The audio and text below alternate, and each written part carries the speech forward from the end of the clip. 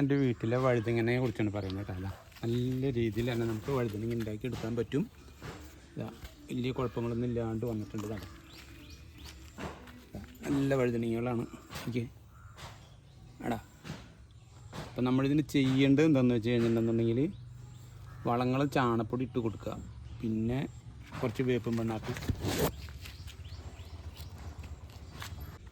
അപ്പോൾ അത് നമ്മൾ പറഞ്ഞല്ലോ ചാണകപ്പൊടിയും വേപ്പും പിണ്ണാക്കാണ് ഞാൻ ഇട്ടിട്ടുള്ളത്.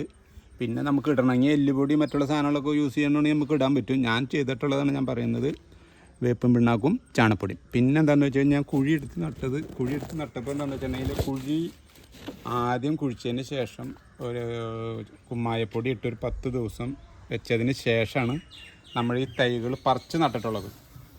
ഞാൻ തന്നെ സ്വന്തമായിട്ട് പാവിയിട്ട് എടുത്തതാണ്. അപ്പോൾ അത് പറിച്ച് വെച്ചത്. ഈ പറിച്ച് വെച്ചപ്പോൾ എന്താണെന്ന് വെച്ചിട്ടുണ്ടെങ്കിൽ പിന്നെ അതിന് ശേഷം വന്നിട്ടുള്ളതാണ് ഇങ്ങനെ. ഇതിപ്പോൾ ഉണ്ടായി വരുന്നുള്ളൂ കേട്ടോ. വഴുതനങ്ങ ഉണ്ടായി വരുന്നതേ ഉള്ളൂ, പൂക്കളും കായ്കളൊക്കെ ആയിട്ട്. പിന്നെ പറയാനുള്ളത് എന്താണെന്ന് വെച്ച് കഴിഞ്ഞിട്ടുണ്ടെങ്കിൽ നമുക്ക് വഴുതനങ്ങ ഒരുപാട് കാലം നിൽക്കും. ഇത് താമസിയാണ്ട് തന്നെ കണ്ടുമാനം നാൾ നിൽക്കും. കേടുപാടുകളോ മറ്റുള്ള സാധനങ്ങൾ അങ്ങനെ വരും ഇതിന്. പക്ഷേ അങ്ങനത്തെ വലിയ കുഴപ്പങ്ങളൊന്നും ഇല്ല.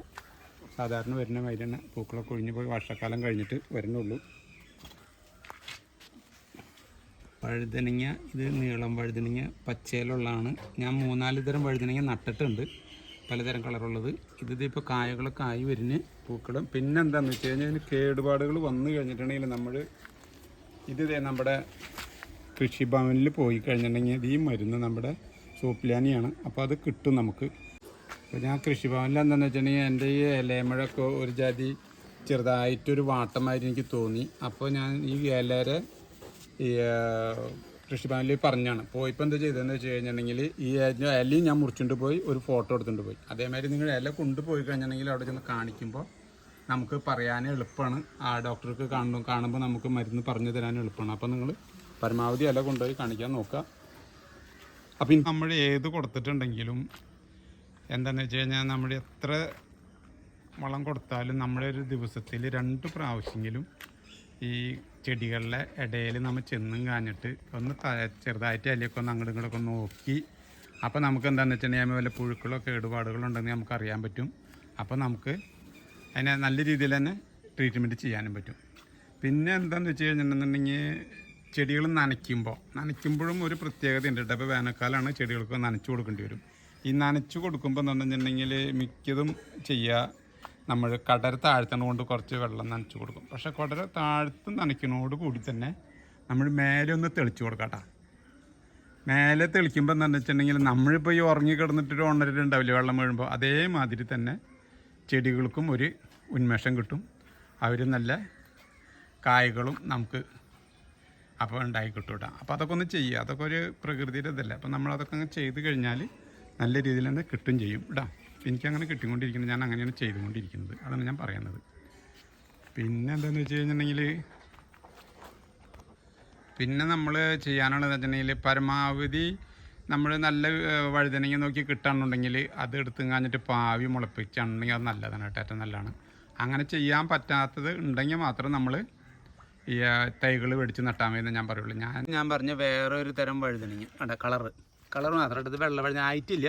ഞാൻ നട്ട് കുറച്ച് ദിവസമല്ല. അപ്പം ഞാൻ എന്താണെന്ന് വെച്ചിട്ടുണ്ടെങ്കിൽ ഓരോ ചെടികളും നട്ട് കഴിഞ്ഞ് അതിൻ്റെ ഫലം കിട്ടുന്നതിന് മുമ്പ് വേറെ നടാം. അപ്പം നമുക്ക് സ്ഥിരമായിട്ട് കിട്ടിക്കൊണ്ടിരിക്കും കേട്ടോ.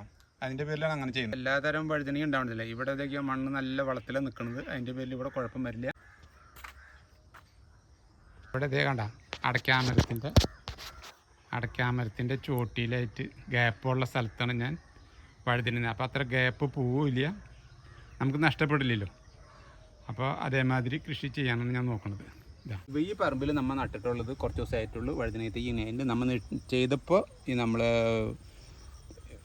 വേപ്പും പിണ്ണാക്കും ചാണപ്പൊടിയൊക്കെ ഇട്ടിട്ടാണ് നമ്മൾ ചെയ്തിരുന്നത്. അതിന് ശേഷം ഇടവെള്ളമാണ് കേട്ടോ. ഇതേ ഗ്യാപ്പിൽ നമ്മൾ വഴുതന തൈ നട്ട് കഴിഞ്ഞാൽ എന്താ ഗുണം എന്ന് വെച്ച് കഴിഞ്ഞിട്ടുണ്ടെങ്കിൽ നമുക്ക് പൈസ ചിലവില്ലാത്ത വളങ്ങൾ ചെയ്യാൻ പറ്റും കേട്ടോ. ഓരോ ഗ്യാപ്പിലും നമ്മളിങ്ങനെ കുഴിക്കാം.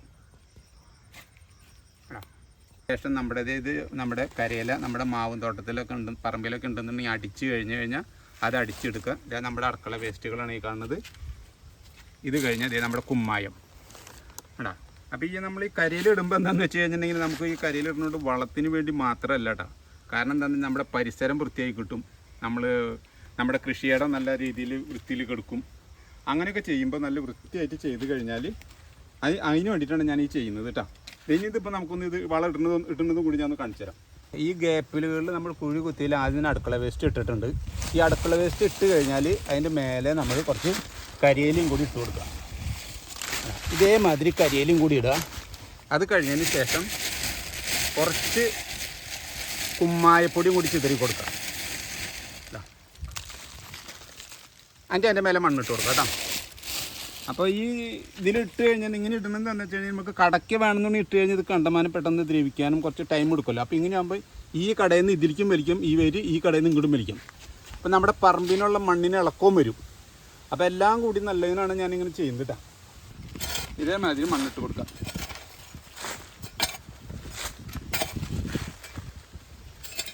ഇട്ടിട്ടുണ്ട്, എല്ലാം കഴിഞ്ഞിട്ടുണ്ട്. ഇനി ഇതേമാതിരി കിടന്നാൽ മതി. കുമ്മായപ്പൊടി ഇട്ട് കഴിഞ്ഞാണെങ്കിൽ നമ്മുടെ കീടങ്ങൾക്ക് ഒരുപാട് കുറവുകളും കിട്ടും. അതിന് കേടുപാടുകൾ വരാൻ വളരെ കുറവാണ്. അപ്പോൾ അതിൻ്റെ പേരിലാണ്. പിന്നെയുള്ള ഞാൻ നേരത്തെ പറഞ്ഞിട്ടുണ്ടായിരുന്നു വളങ്ങളിലൊക്കെ ഇതേമാതിരിയാണ് ഞാൻ ചെയ്യുന്നത് കേട്ടോ. അപ്പോൾ ഇതേമാതിരി ചെയ്ത് കഴിഞ്ഞാൽ നല്ലതായിരിക്കും. അതാണ് ഞാൻ. അപ്പോൾ ഇനി ഇതിപ്പോൾ വേനൽക്കാലമായിട്ടുണ്ട്. അപ്പോൾ കട തുറന്നു കഴിഞ്ഞിട്ട് നമുക്ക് കുറച്ച് ചാണകപ്പൊടിയും കൂടി ഇട്ട് കൊടുക്കണം. ഞാൻ കൂടുതലും ചാണകപ്പൊടിയാണ്, നമ്മൾ എന്ത് വളം ചെയ്താൽ നമ്മൾ ചാണകപ്പൊടി തന്നെ ഇടണം കേട്ടോ. അപ്പോൾ ആ ചാണകപ്പൊടി ഇട്ട് കൊടുത്തു കഴിഞ്ഞ് മൂടണം. അപ്പോൾ ഇതേമാതിരി നിങ്ങളെല്ലാവരും ഒന്ന് ട്രൈ ചെയ്ത് നോക്കിക്കോട്ടെ. അപ്പം നിങ്ങൾക്ക് എല്ലാവർക്കും ഈ വീഡിയോ ഇഷ്ടപ്പെടുമെന്ന് വിചാരിക്കുന്നു. എല്ലാവരും നല്ല രീതിയിൽ തന്നെ കൃഷി ചെയ്യാൻ നോക്കുക. എല്ലാവർക്കും നല്ല രീതിയിൽ തന്നെ എല്ലാ വിളവെടുപ്പും ഉണ്ടാവട്ടെ എന്ന്. ശരി എന്നാലും ഓക്കെ.